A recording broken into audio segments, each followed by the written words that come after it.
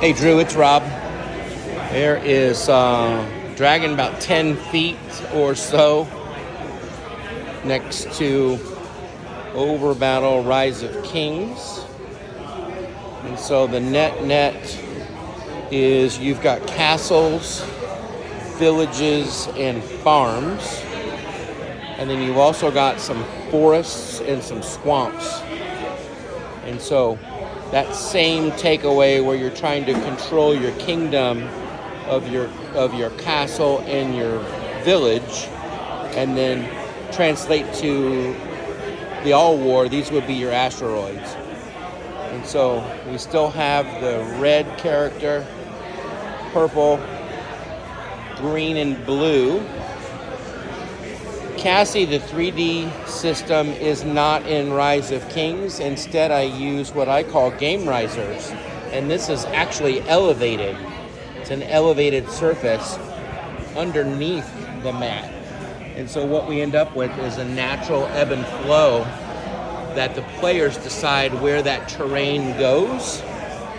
And then it creates ranged attacks from up on high, defensive positions from behind or from across the range, and things of that nature. So that's where that differs. A couple of the kings. There's the purple one.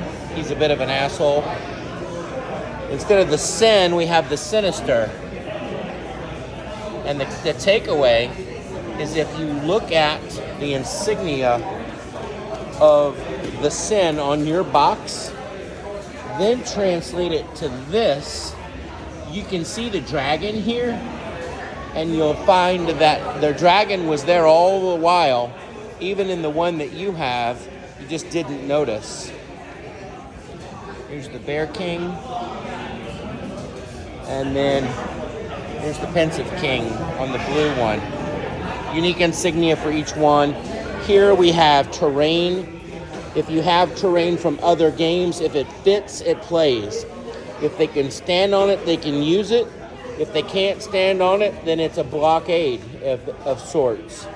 And so from that perspective, but it is about 80% similarities in terms of the same gameplay, the mechanics on movement, and the mechanics on attack and defense. But then the last 20% starts to differ with ranged attacks, terrain, and those fashions. And so that's 3 minutes. Hope you like what you see. I'll talk to you soon. Let me know. Thank you, sir.